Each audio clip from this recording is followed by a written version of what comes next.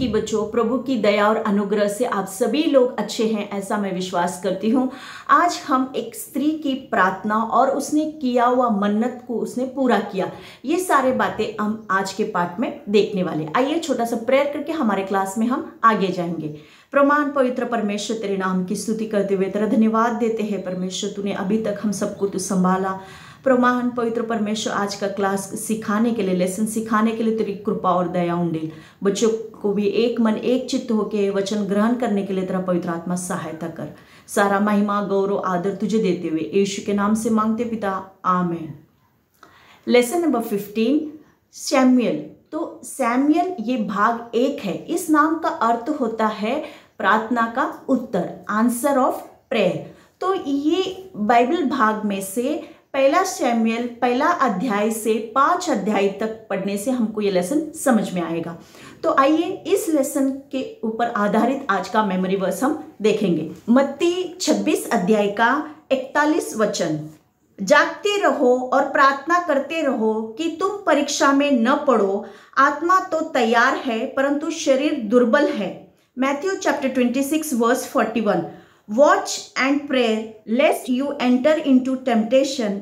The spirit indeed is willing but the flesh is weak. इस lesson का मुख्य उद्देश्य कुछ 3 पॉइंट है। तो सबसे पहला है कि शमूएल एक याजक, भविष्यद्वक्ता और न्यायी है।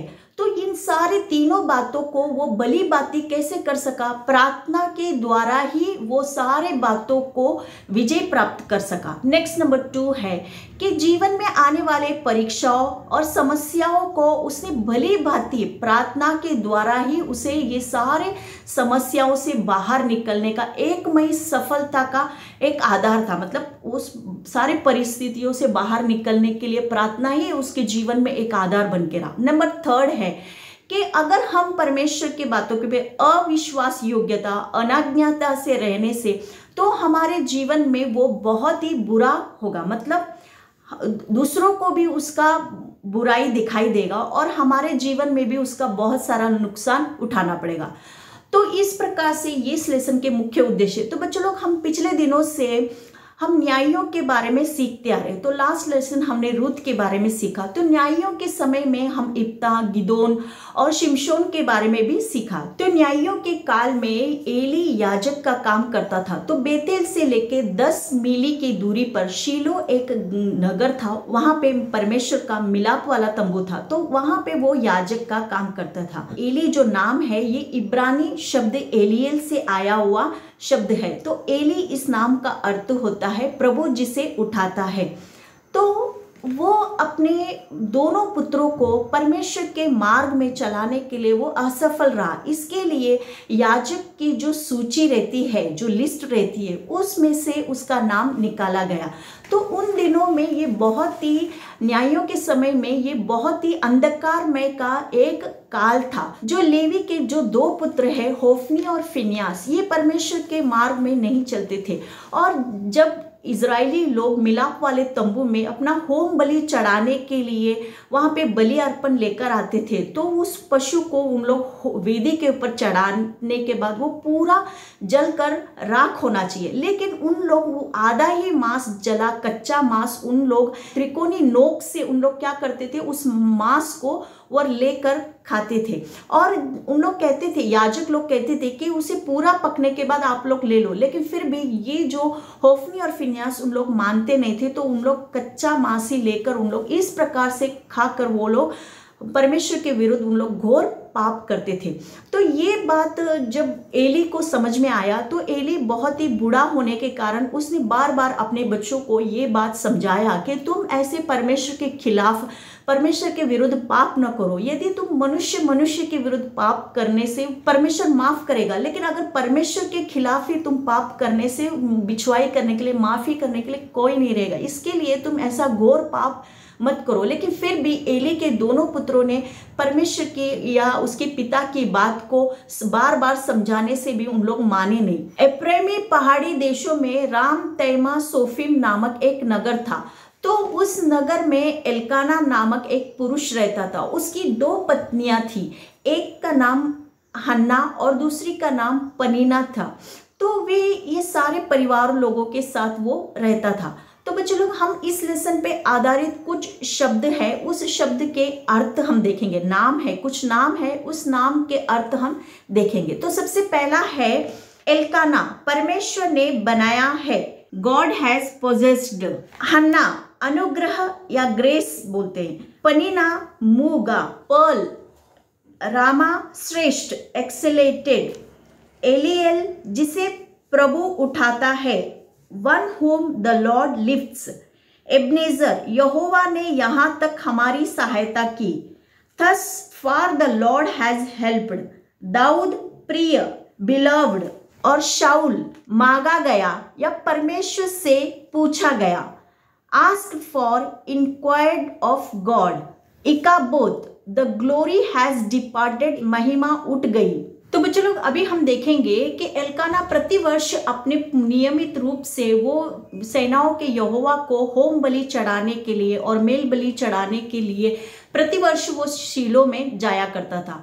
तो ये जो शीलो जो नगर है, उसके जो घर है रामा से लेकर 5 मील की दूरी पर पश्चिमी में ये शीलो वहां पे नगर है। तो जैसा सेनाओं के यहोवा परमेश्वर ने मूसा को बताए हुए नमूने के अनुसार उसने सारे इजरायली लोगों के लिए परमेश्वर से भेंट करने के लिए मिलाप वाला तंबू, मतलब मंदिर, परमेश्वर के लिए एक मंदिर करके मिलाप वाला तंबू बनाया हुआ था। और उस मिलाप वाले तंबू में एक ही वेदी थी। तो सारे इजरायली लोग वहां पे प्रतिवर्ष आकर उस वेदी के ऊपर अपने होम बलि, मेल बलि ऐसे चढ़ाया करते थे। और अपने बाप दादाओं की यादगारी के लिए, मतलब जिस प्रकार से अब्राहम, इसहाक, याकूब उन लोग तंबू में वास करते थे, तो उस यादगारी को मनाने के लिए सारे इजरायली लोग मिलाप वाले तंबू के चारों ओर वे लोग तंबुओं में छावनी डालकर तंबुओं में उन लोग रहते थे। तो इस प्रकार से प्रतिवर्ष एल्काना किया करता था। तो उस वर्ष भी उसने अपने दोनों पत्नियों को, पनीना को लेकर और हन्ना को लेकर वो शीलो में परमेश्वर के मंदिर के पास अपने होम बलि चढ़ाने के लिए आया था। तो अपनी पत्नी पनीना को उसके बेटे बेटियों की गिनती के अनुसार उसने होम बलि वहां पे चढ़ाया। और जब हन्ना वहां पे हन्ना को लेकर जाते समय, तब हन्ना को कोई संतान नहीं था, मतलब वो वांझ थी। तो इसके लिए हमेशा जब मंदिर में हन्ना जाते समय हमेशा पनीना उसको बहुत ही चिढ़ाया करती थी। तो वो हन्ना बहुत ही उदास होकर, दुखी मन के साथ, बिना कुछ खाते पीते वो परमेश्वर के मंदिर में जाकर वो रोते रही और बिलक बिलक कर वो रोने लगी। तो वहां पर उस समय में वो लेवी याजक वहां पे मंदिर में बैठा हुआ था और यहाँ पे सेनाओं के यहोवा के सामने वो सारा अपनी मन की बात वो व्यतीत कर रही थी कि वो बिलक बिलक कर रो रही थी। बिलक मतलब अपनी मुंह से कुछ शब्द नहीं निकलता है, लेकिन आंसू ही उसके टपक रहे थे और मन से वो परमेश्वर के पास वो प्रार्थना कर रही थी कि सेनाओं के यहोवा परमेश्वर, यदि तू मुझे पुत्र संतान दे तो उसको मैं तेरे लिए वो अर्पण कर दूंगी और उसके सिर के ऊपर मैं कभी भी वस्त्र नहीं फिराऊंगी, मतलब छुरा कभी नहीं लगाऊंगी और परमेश्वर के लिए वो पवित्र व्यक्ति ठहरेगा और तेरे लिए मैं समर्पित करूंगी। इस प्रकार से वो मन ही मन होकर बहुत व्याकुलता के साथ वो रोते हुए अपने मन की बात परमेश्वर के सामने वो कह रही थी प्रार्थना के द्वारा। तो ये सारे बातें एली देखते हुए, उसके चेहरे की ओर देखते हुए वो कहने लगा, क्या तू अब तक दाख मधु पी नशे में है क्या, करके ऐसे वो बोलने लगा। तब हन्ना ने कहा, नहीं नहीं हे मेरे प्रभु, मैं तो ऐसा कुछ भी दाख मधु वगैरह कुछ भी पी नहीं हूँ, मैं तो सेनाओं यहोवा के पास मैं अपनी मन की बात मैं कह रही थी, तो मैं अपनी मन की बात मन्नत मान रही थी। ऐसे प्रकार से वो बोलते समय तब एली कहता है कि जा, इज़राइल का परमेश्वर तेरी मन की मनोकामनाओं पूरी करे, करके इस प्रकार से वो बोलने के बाद तब दूसरे दिन वो वहां पे उठकर और वो अपने देश, अपने नगर को वो वापिस वो रामा में चली जाती है। तो कुछ दिनों के बाद हन्ना गर्भवती हुई और उसे एक पुत्र उत्पन्न हुआ। तब उसने उसका नाम शमूएल रखा। तो बच्चों लोग, उसकी माँ उसको अपने साथ रखते हुए उसको दूध छुड़ाए तब तक, तो लगभग बच्चों लोग ये 3-4 वर्ष के बाद ही उसका दूध छुड़ाया जाता है। तो उसके लिए उसने क्या किया, तब तक वो शीलो में अपने पति के साथ नहीं गई थी, तो इतने साल तक उसने अपने बच्चों को दूध पिलाते हुए उसको शीलो में परमेश्वर के लिए अर्पण करना है करके उस उद्देश्य से उसको बचपन से ही उसको उस प्रकार का सिखलाई देते हुए उसको बढ़ाती रही। और दूध छुड़ाने के समय के बाद तब उसने अपने साथ उस बालक को लिया और 3 बछड़े को और 1 एपा आटा को लेकर और दाख मधु को लेकर वो शीलो में यहोवा परमेश्वर के पास वो मंदिर में चली गई। और वहाँ पे उसने, एली तो बहुत ही वृद्ध हो गया था, इसके लिए उसने पहचाना नहीं, तो उसने स्मरण दिलाते हुए एली से कहा कि कुछ वर्ष पहले मैं इसी मंदिर में आकर यहोवा परमेश्वर के पास मैं मन्नत मान रही थी, मैं रोते रोते प्रार्थना किया और परमेश्वर ने मेरी मन्नत को पूरा किया, इसके लिए मैं इस बालक को परमेश्वर के मंदिर में समर्पण करने के लिए लाई हूँ करके। तो उसने उस मंदिर में एली याजक के पास उस बालक को दे दिया और उसने उस वेदी के ऊपर एक बछड़े को अर्पण किया। तो इस प्रकार से वहाँ पे तो वो बालक परमेश्वर के मिलाप वाले तंबू में वो वहाँ पे समर्पण किया। तो वो बालक क्या हो गया, बचपन से वो उस मंदिर में, तो बच्चों लोग आप लोग जरा सोचिए कि मिलाप वाले तंबू में सारे लोग तो बड़े बड़े लोग हैं, तो ये बालक उस मिलाप वाले तंबू में क्या करेगा, कैसे रहेगा, तो इस प्रकार से उसका क्या काम है, तो आपके मन में जरूर सवाल आएगा। तो ये बालक सब मिलाप वाले तंबू में सारे बड़े लोग बड़े बड़े काम करते समय, तो ये छोटा सा बालक वहाँ पे परमेश्वर के लिए मंदिर में झाड़ू लगाना और दियों में तेल डालना और इस प्रकार से मंदिर के किवाड़ों को खोलना बंद करना, इस प्रकार से वो छोटे छोटे काम वो करता था और वो परमेश्वर के मंदिर में वो रहता था। तो उसकी माँ उसको उस मिलाप वाले तंबू में छोड़ के जाने के बाद वहाँ पे वो हमेशा हमेशा मिलने को नहीं आती थी, क्योंकि उसका घर रामा में 12 मील की दूरी में है, इसके लिए। और उन दिनों में कुछ फ़ोन या लेटर पत्र की भी ऐसी कोई सुविधा नहीं थी और आने जाने के लिए भी कुछ वाहन नहीं थे, तो इसके लिए वो साल में एक बार अपने पति के साथ वो शीलो में मिलने के लिए आती थी, तो अपने बालक के साथ। तो आते समय वो हमेशा अपने साथ वो एपोद लेकर आती थी। तो वहाँ पे उस समय में याजक लोग एपोद जो डालते थे वो बड़े बड़े मणि जड़े हुए और 12 मणि छाती के ऊपर, कंधों के ऊपर और बैंगनी लाल रंग के ऐसे वस्त्र उन लोग डालते थे। लेकिन उसकी माँ शमूएल की माँ हन्ना उसके लिए एक साधारण सनी का एपोद सिलाकर उसको लेकर आती थी। तो यहाँ पे हम देखते हैं बच्चों लोग के सिर्फ बाइबल में 2 ही व्यक्ति लोग, एक शमूएल और दाऊद राजा ने ये सादा सनी वाला एपोद पहना हुआ है और बाकी महायाजक लोग याजक के वस्त्र धारण किए हुए। तो यहाँ पे इस प्रकार से वो प्रतिवर्ष आते समय अपने साथ उसको सनी का एपोद लेकर आती थी और इस प्रकार से मिलाप वाले तंबू में बालक शमूएल वो बढ़ता गया और मनुष्य और परमेश्वर के भय में वो बढ़ता ही अनुग्रह में बढ़ता गया। तो कुछ दिनों के बाद परमेश्वर का एक जन आकर वो एली के परिवार के विरुद्ध वो भविष्यवाणी करने लगा और वो एली से कहने लगा, तू तो मुझसे ज्यादा तेरे पुत्रों का आदर करता है और जो इज़राइल के जो प्रजा है और जो मेरे लिए भेंट वस्तु लेकर आते हैं मिलाप वाले तंबू के पास, तब उनमें से अच्छी अच्छी भेंट वस्तु खाकर वे लोग मोटे हो गए और वे लोग मेरा आदर नहीं करते हैं, इसके लिए मैं भी उनका आदर नहीं करूँगा। इस प्रकार से वो वहाँ पे भविष्यवाणी करने लगा और बोलने लगा कि एक ही दिन तेरे दोनों पुत्र लोग मर जाएंगे करके। इस प्रकार से बोलते समय उसने और एक बात कहा, मेरे मन के अनुसार मैं एक याजक को चुनूंगा जो विश्वास योग्य है और मेरे हृदय और मन के अनुसार वो होगा। इस प्रकार से बोलकर वो वहां से चले जाता है। तो बालक शमूएल परमेश्वर के मंदिर में वो बढ़ता गया और एली के सामने यहोवा की सेवा टहल करता रहा। तो एली बहुत ही बूढ़ा हो गया और उसकी आंखें धुंधली हो गई और उसको कुछ सूझ नहीं पड़ता था। इसके लिए जिस स्थान पे रहा लेटता था उस दर ही वो लेटा रहता था। तो इस प्रकार का वहाँ का एक माहौल रहते समय, तो उन दिनों में बहुत ही परमेश्वर का दर्शन बहुत ही दुर्मिल था और उसका वचन का प्रगटीकरण भी बहुत कम मिलता था। एली बहुत ही बूढ़ा हो गया और बालक शमूएल यहोवा का मंदिर संदूक के पास वो आया जाया करता था।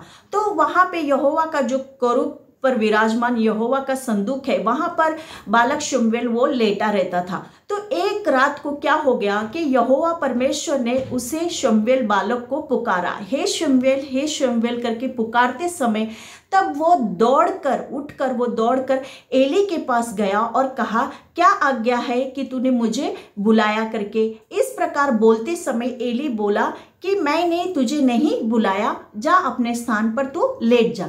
इस प्रकार से एक बार नहीं, दो बार नहीं, तीसरी बार भी ऐसे होते समय तब एली को समझ में आया कि इसे परमेश्वर बुला रहा है। इसके लिए उसने क्या कहा कि अगर दोबारा तुझे कोई पुकारे तब कहना, हे यहोवा तेरा दास सुन रहा है करके। इस प्रकार से तू बोलना करके बालक शमूएल को एली बताता है। तो उसी मुताबिक से होने के बाद, उसी मुताबिक से वापस आवाज आते समय बालक उसी मुताबिक से वो रिप्लाई देता है, आवाज उत्तर देता है। तब यहोवा परमेश्वर बालक शमूएल के साथ वो बातचीत करता है और सारे बातें वहाँ पे बोलना स्टार्ट करते हैं कि एली के परिवार के विरुद्ध मैं इज़राइल में एक ऐसी बात करने जा रहा हूँ जो सारे सुनने वाले बहुत ही रोंगटे खड़े हो जाएंगे, बहुत ही उन लोग आश्चर्य हो जाएंगे करके। तब इसके लिए ये सारी बातें बताने के बाद बालक शमूएल भी बहुत ही डर जाता है और दूसरे दिन वो मंदिर के किवाड़े खोलते समय तब एली उसको बुलाता है और पूछता है कि रात को क्या हो गया। उस विषय में वो पूछते समय तब बालक बहुत ही डर जाता है बताने के लिए। तब एली कहता है कि तू निश्चित मुझे बता, नहीं तो परमेश्वर तेरे साथ उससे भी अधिक करेगा। ऐसे बोलते समय तब बालक शमूएल जो भी बातें हैं वो सच रती सब बातें एली को बताने के बाद तब वो एली भी बहुत ही बूढ़ा होने के कारण वो बहुत कुछ नहीं कर सकता, इसके लिए वो सुनकर वो शांत रह जाता है। फिर बाद में यहोवा का परमेश्वर का वचन का जो भविष्यवाणी है और जो संदेश है, किस प्रकार आने वाले दिनों में सेवकाई करना है, ये सारे बातें और परमेश्वर का वचन का प्रगटीकरण परमेश्वर वहाँ पे बालक शमूएल को बताना स्टार्ट करता है। तो ये सारे बातें लोगों को पता चलता है, मतलब दान से सारे इजरायली लोगों को, दान से लेके बेतशेबा तक के सारे इजरायली लोग जान गए शमूएल है परमेश्वर का नबी है, भविष्यवक्ता है करके। और उन दिनों में परमेश्वर का वचन का प्रगटीकरण और भविष्यवाणी और किस प्रकार से इजरायली प्रजा को चलाना, ये सारे बातें शमूएल को परमेश्वर बताने लगा। तो उन दिनों में इजरायली लोग और पेलिस्टियों के बीच में बहुत युद्ध हो गया। तो इजरायली लोग उस समय में वे लोग एबनेजर के पास अपनी छावनी डाले हुए थे और पेलिस्टी लोग अपेक में अपनी छावनी खड़े किए हुए थे। तो ये बहुत घमासान युद्ध होते समय तो इजरायली लोग बहुत हार का सामना करना पड़ा उनको। और उस समय में इजराइल के सैन्य दल के लोग, मतलब 4000 इजरायली लोग, सैन्य लोग मारे गए। तो ऐसे माहौल रहते समय तो इजराइल के सारे वृद्ध लोगों ने क्या निर्णय किया कि हम शीलो में से जो यहोवा का जो संदूक है, करूब पर विराजमान यहोवा का वाचा का संदूक है, उसको हमारे बीच में इस युद्ध के मैदान छावनी में हम लेकर आएंगे तो हमें जय मिलेगा करके। इस प्रकार से उन लोगों ने वो निर्णय लिया और वहां से शीलो में से परमेश्वर का वाचा का संदूक लेकर आए। तो बच्चों लोग, आप लोगों को मालूम है कि वाचा का संदूक सिर्फ इजराइल के लेवी गोत्र ही उठा सकते, बाकी कोई लोग उसको वाचा का संदूक को उठा नहीं सकते। तो इसके लिए एली के दोनों पुत्र होफनी और फिनियास और दूसरे याजक लोग मिलकर वाचा का संदूक को उन लोग युद्ध के मैदान में लेकर आए, उनके बीच में उन लोग लेकर आए। तो ये बात जब पेलिस्टी लोगों को पता चला तब वे लोग बहुत ही डर गए। बोले कि इससे पहले कभी भी यहोवा का वाचा का संदूक इस प्रकार युद्ध के मैदान में लेकर नहीं आए।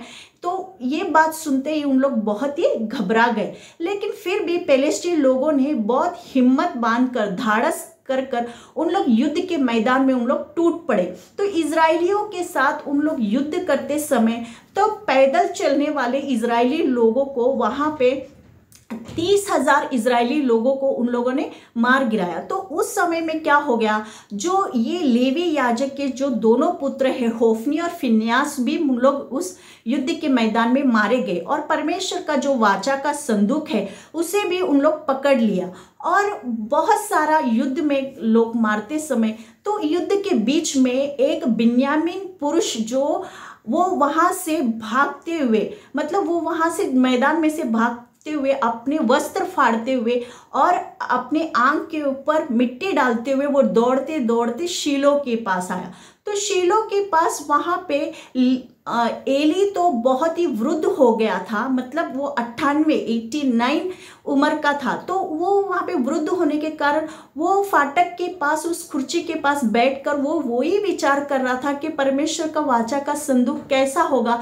वही विचार में रहते समय तब ये बिन्यामीन व्यक्ति आकर उसको वो समाचार देने लगा और कहने लगा कि जोर जोर से चिल्लाकर कहने लगा कि परमेश्वर के इजरायली लोग, तेरे दोनों पुत्र मारे गए और परमेश्वर का वाचा का संदूक भी छीन लिया गया। ऐसे बोलते ही जब एली ने ये बात सुनते ही वो कुर्सी पर से पीछे की ओर गिर पड़ा और वो उम्र में बहुत एज वाला होने के कारण उसकी गर्दन टूट गई और वहां पे ही उसी स्थान में वो मर गया। तो इस प्रकार से वहां पे एली की मृत्यु हो गई और सारे इजरायलियों को लगभग वो 40 वर्ष तक इजरायलियों का न्याय करते हुए वहां पे वो अपना जीवन बिताते रहा। तब फिन्यास की पत्नी जो गर्भवती थी और उसको जच्चा की पीड़ा हो रही थी, तभी उसको ये समाचार मिला कि परमेश्वर का वाचा का संदूक पकड़ लिया गया और तेरा ससुर भी मारा गया और तेरा पति भी मारा गया। तो ये सारे खबर सुनते ही उसको जच्चा की पीड़ा बहुत होने लगी और उस समय उसने एक बालक को जन्म दिया और उसने उस बालक का नाम इकाबोत रखा, मतलब महिमा उठ गई और वो स्त्री वहां पर वो मर गई। फिर पेलिस्टियों ने परमेश्वर का वाचा का संदूक को एब्नेजर से उठाकर वे लोग अश्दोन में ले गए और अश्दोन में ले जाकर वहां पे दागोन की जो मंदिर है, उस दागोन के मंदिर में जो दागोन मूर्ति है उस मूर्ति के पास परमेश्वर का वाचा का संदूक को रख दिया। और दूसरे दिन तड़के उठकर उन लोग उस मंदिर के दरवाजा को खोल के अश्दोनियों ने देखा। तब क्या देखा कि परमेश्वर के वाचा के संदूक के सामने ये दागोन जो मूर्ति है वो औंधे मुंह भूमि पर गिरा पड़ा हुआ है। तब उन लोगों ने उसे उठाकर सीधा खड़ा किया। फिर अगले दिन दूसरे दिन उन लोगों ने उठकर देखते समय उन लोग ने क्या देखा कि ये दागोन की जो मूर्ति है उसके धड़ और सिर और दोनों हाथ डेवड़ी पे कटे पड़े हुए हैं और सिर्फ धड़ी रह गया था। तो ये देखकर वे सारे लोग बहुत ही घबरा गए और इसके लिए वो वाचा का संदूक को उधर से वे लोग गत शहर में पहुंचाने के लिए उन लोग ले गए। तब वहां पे गत के लोगों ने जब देखा कि परमेश्वर का वाचा का संदूक वहां पे आया हुआ है और उधर के बहुत सारे लोग, छोटे से बड़े लोग, वो बड़ी महामारी से उन लोग मरने लगे। मतलब जिस प्रकार से इजराइल के लोग मिस्र देश से छूटते समय तब एक एक महामारी आई थी, तो उसी मुताबिक से इस गत शहर में भी छोटे से लेके बड़े तक एक एक व्यक्ति लोग वो महामारी के कारण मरने लगे। तो वो बहुत ही घबरा गए और चिल्लाने लगे। तो इसके लिए गत शहर से एक्रोन शहर में उन लोग वहां पे परमेश्वर का वाचा का संदूक को वहां पे उन लोग भेजे।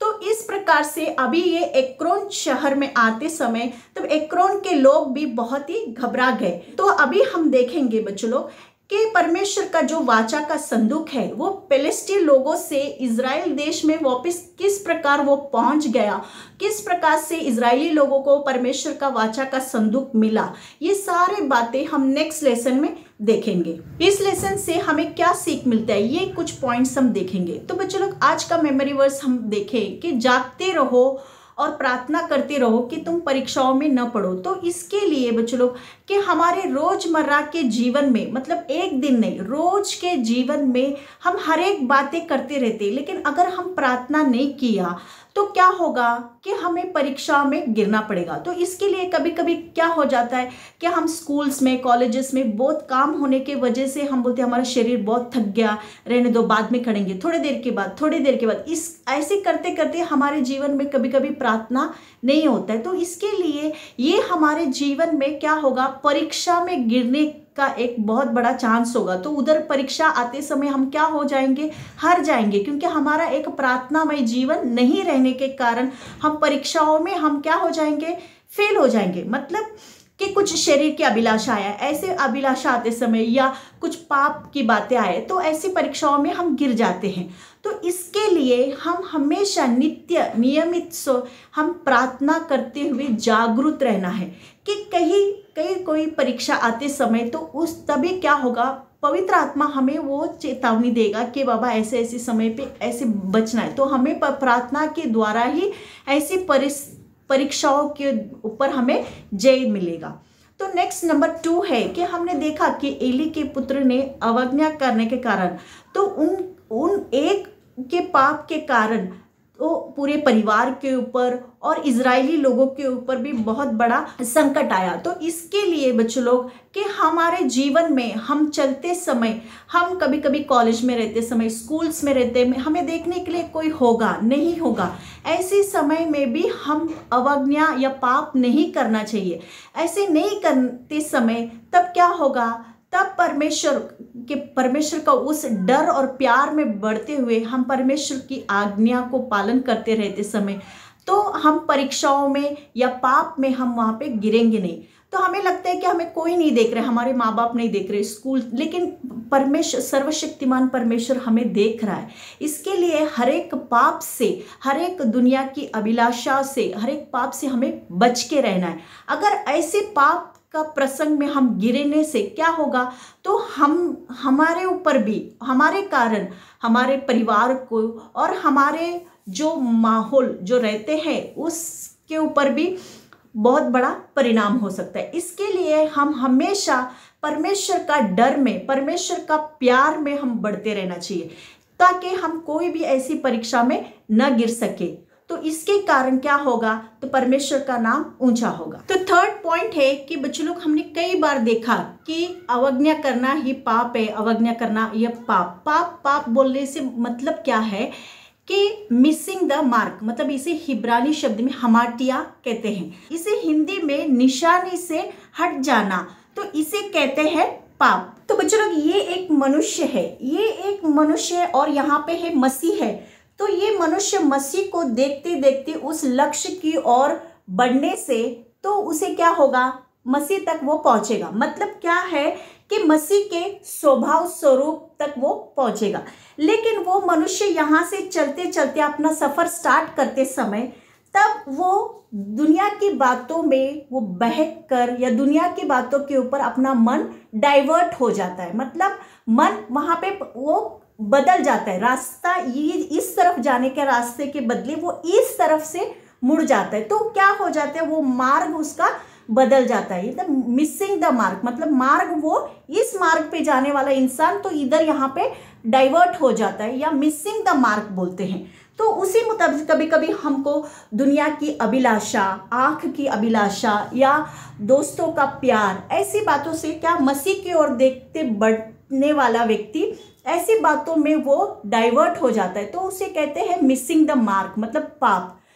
तो इसी मुताबिक से बच्चों लोग, हमारे जीवन में हम परमेश्वर को, प्रभु यीशु मसीह की ओर देखते हुए हम बढ़ना चाहिए।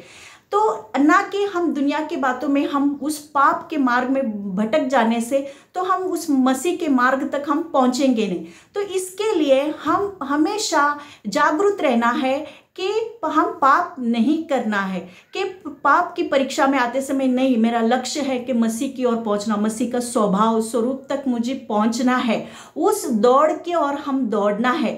तो दिखने के लिए बहुत सारे बातें, आप लोगों को मालूम है एक स्टोरी, रैबिट एंड टोर्टाइस। वहां पे क्या हो गया, टोर्टाइस ने धीरे धीरे अपना सफर को उसने उस मार्ग की ओर, उस लक्ष्य की ओर उसने पूरा किया, लेकिन खरगोश ने क्या किया, वो दौड़ते दौड़ते गई लेकिन मार्ग में भटक गई, तो वो मार्ग तक वो पहुंची नहीं। तो उसी मुताबिक हमारे जीवन में हमेशा मसीह की ओर, मसीह तक पहुंचने का ये लक्ष्य रहना चाहिए। तो मैं आशा करती हूँ आप लोगों को ये लेसन समझ में आया। आइए छोटा सा प्रेयर करके हमारे इस क्लास को समाप्त करेंगे। प्रमाण पवित्र परमेश्वर, तेरे नाम की स्तुति करते हुए तेरा धन्यवाद देते हैं परमेश्वर। हालेलुया। प्रमाण हमारे जीवन में एक प्रार्थना में जीवन रहने के लिए और मसीह की ओर प्राप्त करने के लिए, मसीह की ओर देखते हुए विश्वास का दौड़ पूरा करने के लिए तू कृपा तू दे परमेश्वर। हालेलुया। प्रमाण पवित्र परमेश्वर, इस दुनिया में हम पाप में न गिरते हुए परमेश्वर, बल्कि शमूएल जैसा प्रभु तेरे मंदिर में रहते हुए आत्मिक बातों में बढ़ने के लिए बच्चों को और हम सबको तू कृपा तू दे। आगे का सारा समय तेरे हाथ में सौंपते हुए यीशु के नाम से मांगते पिता, आमीन।